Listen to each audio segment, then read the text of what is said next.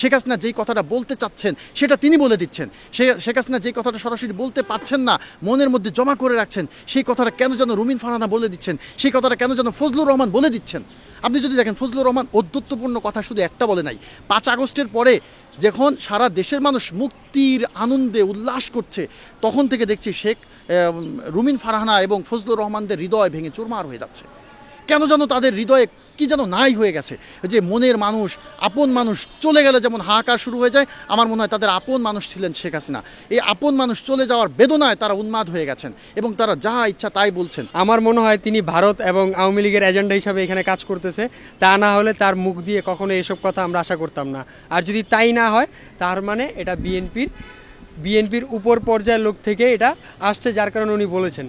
আর যদি এরকম না হয়, তার মানে ওনার ভিতরকার একটা আওয়ামীপন্থী একটা দিক আছে, যার কারণে উনি এসব কথা বলতে পারছেন। রাজাকার বলতে তারা বুঝাতে চাইছে যে আমরা জঙ্গি, আমরা দেশদ্রোহী, আমরা তো দেশের কোনো ক্ষতি করি না। যেগুলো বলেছে বা যেগুলো করতেছে সে খুবই দুঃখজনক। তাকে আইনের আওতায় এনে কঠিন শাস্তির দাবি জানাচ্ছি। আমাদের আন্দোলনকারীদেরকে রাজাকার বলে সম্বোধন করেছিল এর আগে 2018 সালে মতিয়া চৌধুরী। তার বিরুদ্ধে কিভাবে প্রতিবাদ হয়েছে আপনারা দেখেছেন। তারপরে সে সংসদে দাঁড়িয়ে দুঃখ প্রকাশ করতে বাধ্য হয়েছে। শুধু তাই নয়, সেই রাজাকার প্রতিশব্দের কারণে যেই প্রতিবাদ হয়েছিল, তার প্রতিবাদে কিন্তু কোটাকে বাতিল করতে শেখ হাসিনা বাধ্য হয়েছিলেন। সর্বশেষ 24-এর গণ অভ্যুত্থানের সূচনা হয়েছিল রাজাকার শব্দ দিয়ে। বিগত শেখ হাসিনার শাসনামলে সবটা সময় ধরে ছিল ট্যাগিংয়ের রাজনীতি, দমনের রাজনীতি, নির্যাতনের রাজনীতি, নিপীড়নের রাজনীতি। ঠিক একই কায়দায় কেন যেন মনে হচ্ছে ফজলুর রহমান আগে যে আওয়ামী লীগ করতেন, তার যে রক্তের মধ্যে আওয়ামী চেতনা এবং মুজিববাদের যে একটা বৈশিষ্ট্য মিশে গেছে, সেটা তিনি এখনও পিউরিফাই করতে পারেন নাই। তার মধ্যে এখনও মুজিব প্রেম আছে, তার মধ্যে এখনও হাসিনা প্রেম রয়ে গেছে। শুধু তাই নয়, আমি মনে করি তিনি বিএনপির মধ্যে ভারতীয় এজেন্ট অথবা আওয়ামী দোসর হয়ে একটি ডাবল রোল প্লে করছেন। একদিকে বিএনপির হয়ে তিনি বিএনপির পদধারী নেতা হয়ে নিজেদেরকে জাহির করছেন, আরেকদিকে কিন্তু তার কর্মকাণ্ডে, তার কথাবার্তা, তার চালচলন, তার অ্যাটিটিউড, তার ভয়েস, সব কিছু কেন যেন মনে হচ্ছে ভারতীয় একটা ন্যারেটিভ, ভারতীয় একটা চিত্র তার কথার মাধ্যমে ফুটে উঠছে। শেখ হাসিনা যেই কথাটা বলতে চাচ্ছেন সেটা তিনি বলে দিচ্ছেন। শেখ হাসিনা যেই কথাটা সরাসরি বলতে পারছেন না, মনের মধ্যে জমা করে রাখছেন, সেই কথাটা কেন যেন রুমিন ফারহানা বলে দিচ্ছেন, সেই কথাটা কেন যেন ফজলুর রহমান বলে দিচ্ছেন। আপনি যদি দেখেন, ফজলুর রহমান ঔদ্ধত্যপূর্ণ কথা শুধু একটা বলে নাই। 5 আগস্টের পরে যখন সারা দেশের মানুষ মুক্তির আনন্দে উল্লাস করছে, তখন থেকে দেখছি রুমিন ফারহানা এবং ফজলুর রহমানদের হৃদয় ভেঙে চুরমার হয়ে যাচ্ছে। কেন যেন তাদের হৃদয়ে কি যেন নাই হয়ে গেছে, যে মনের মানুষ, আপন মানুষ চলে গেলে যেমন হাহাকার শুরু হয়ে যায়, আমার মনে হয় তাদের আপন মানুষ ছিলেন শেখ হাসিনা।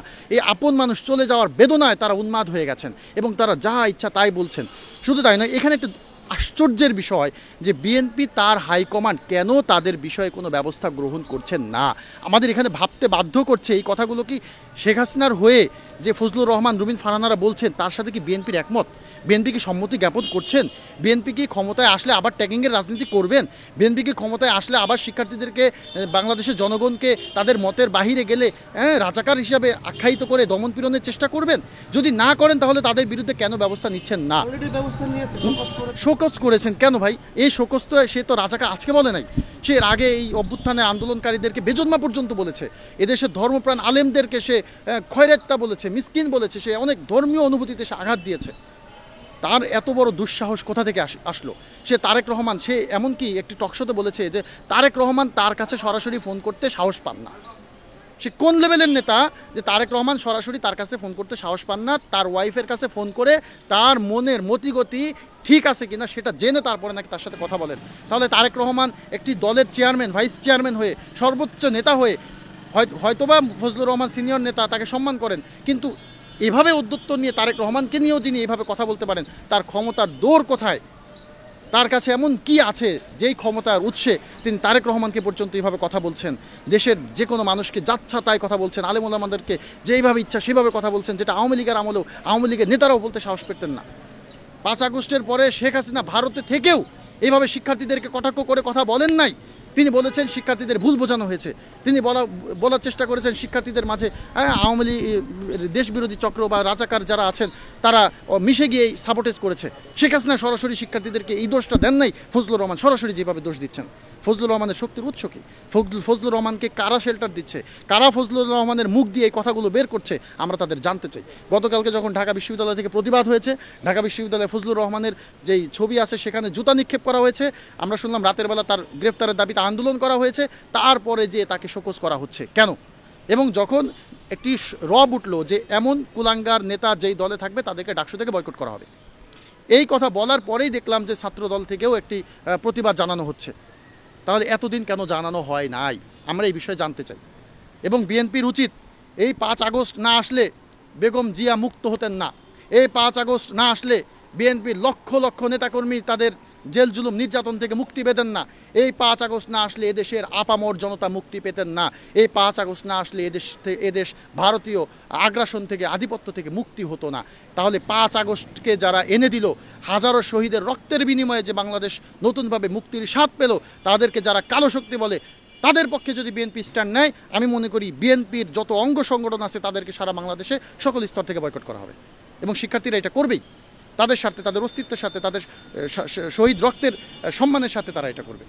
আমরা বারংবারই দেখতেছি যারা আমরা জুলাই আন্দোলনকারী, তাদেরকে একটা কটাক্ষমূলকভাবেই বলা হইতেছে যে রাজাকার শব্দটা থেকে যেই আন্দোলন শুরু, ওই রাজাকার আন্দোলন শব্দ মানে রাজাকার এই ওয়ার্ডটাই যখন আবার শুনতে হয়, তখন আমাদের মনের মাঝে একটাই কোয়েশ্চেন আসে যে কোন দেশকে আমরা স্বাধীন করলাম দ্বিতীয়বার।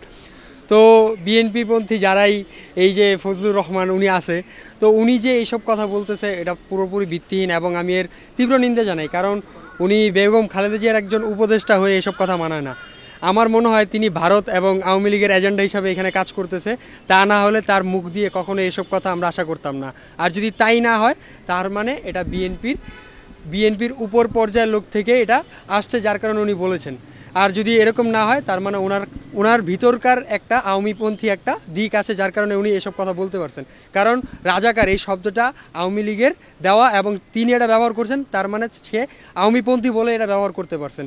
আমরা সাধারণ শিক্ষার্থী যারা জুলাই আন্দোলনের সাথে একনিষ্ঠভাবে জড়িত ছিলাম, আমরা এই শব্দটাকে ঘৃণা করি এবং আমরা মন থেকে মানি যে আমরা রাজাকার না, আমরা দেশের এবং জনগণের জন্য কাজ করি এবং আমরা দেশের একজন বাসিন্দা এবং এই দেশকে আমরা সবসময় চাই ওই পর্যায়ে নিয়ে যেতে, যে পর্যায়ে দেশকে সুন্দরভাবে আমরা দেখতে পারবো।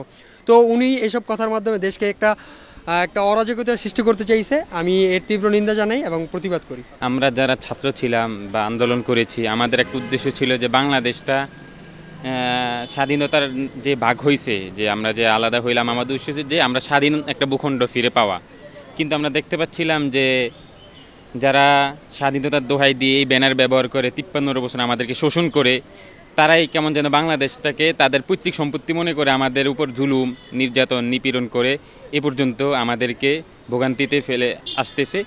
তখন বিভিন্ন সময় আমাদের আন্দোলন ছিল, আমাদের মাদ্রাসা, ছাত্র, স্কুল সবারই আন্দোলন ছিল।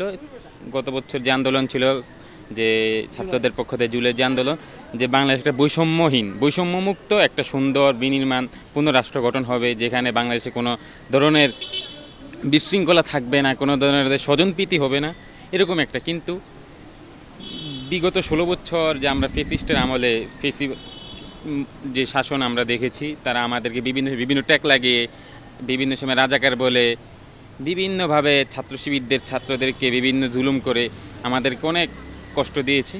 তখন আমাদের একটা উদ্দেশ্য যে কোনোভাবে যাতে করে এগুলো না হয়, ক্যাম্পাস, প্রত্যেকটা শিক্ষাঙ্গন, প্রত্যেকটা প্রতিষ্ঠান যাতে করে শৃঙ্খলাবদ্ধ এবং বিশৃঙ্খলামুক্ত থাকে। কিন্তু আওয়ামীপন্থী যারা ছিল, এর মধ্যে কিছু কিছু লোক এখন বর্তমানে রূপ পাল্টিয়ে বিভিন্ন দলে যোগ দিয়েছে। আর এই যে ফজলুর রহমান, সে নিজেও বলছে যে আমি ছাত্রলীগের একজন কর্মী ছিলাম। সে একজন সবসময় আওয়ামীপন্থীদের সাফাই গায়।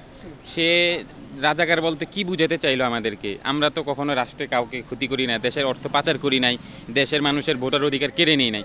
যারা কেড়ে নিয়েছে, যারা নাকি আমাদের উপর দেশদ্রোহিতা করেছে, যে ধরনের অন্যায় জুলুম করে, তাদের বিরুদ্ধে সে কিছু বলেন। সে ওই ছাত্রদের, যারা নাকি রক্ত দিয়ে এই ফেসিস্টকে দূর করলে, একটা বাংলাদেশের মধ্যে বাংলাদেশের মানুষ রাজনীতি করবে, বাংলাদেশের মানুষের অধিকার বাংলাদেশের মানুষের কাছে ফিরে পাবে। কিন্তু আমরা দেখছি যে আওয়ামী লীগ যে একটা দল, যারা বাংলাদেশের মানুষের ম্যান্ডেট নিয়ে রাজনীতি করে না, তারা বহি একটা শক্তিকে খুশি করার জন্য এই দেশে আধিপত্য বিস্তার করে তাদের ক্ষমতাকে টিকিয়ে রাখে। আর তারই একজন লোক ছিল সে। এখন সে রূপ পাল্টিয়ে বিএনপিতে যোগ দিয়ে নতুন করে বিভিন্ন তাকে শোকজ করেছে এই বিষয়ে শোকজ করলে হবে না, তাকে সম্পূর্ণভাবে বিএনপির পক্ষ থেকে তাকে গ্রেফতারের দাবি উঠাতে হবে। এবং রাজাকার বলতে তারা বুঝাতে চাইছে যে আমরা জঙ্গি, আমরা দেশদ্রোহী, আমরা তো দেশের কোনো ক্ষতি করি নাই। ছাত্ররা যারা আন্দোলন করছে দেশটাকে শৃঙ্খলাবদ্ধ করার জন্য, মানে বৈষম্যমুক্ত একটা বাংলাদেশ বিনির্মাণের জন্য তারা আন্দোলন ছিল। এখন তারা যখনই যেখানে তাদেরকে বাধা দেওয়া হয়, পুরা বাংলাদেশের মধ্যে সব জায়গায় এই বড় একটা রাজনৈতিক দল, পুরান দলের তত্ত্বাবধানে অনেক জায়গায় চাঁদাবাজি, অনেক জায়গায় অনেক কিছু হইতেছে, সেখানে সে কোনো কিছু বলে না। ওই ছাত্রদেরকে যারা নাকি ইসলামবন্দি আসে, অনেক সময় ইসলামকে নিয়ে, দেশকে নিয়ে, দেশপ্রেমিক মানুষদেরকে নিয়ে অনেক কটাক্ষ করে কথা বলে। কিছু বলি নাই, তবে এই দু একের মধ্যে যেগুলো বলেছে বা যেগুলো করতেছে সে খুবই দুঃখজনক। তাকে আইনের আওতায় এনে কঠিন শাস্তির দাবি জানাচ্ছি।